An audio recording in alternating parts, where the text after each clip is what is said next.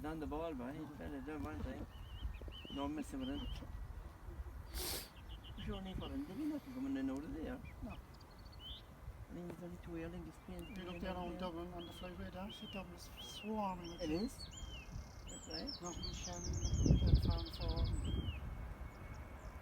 Very probably looking out to this Dublin. It's just Oh, it is.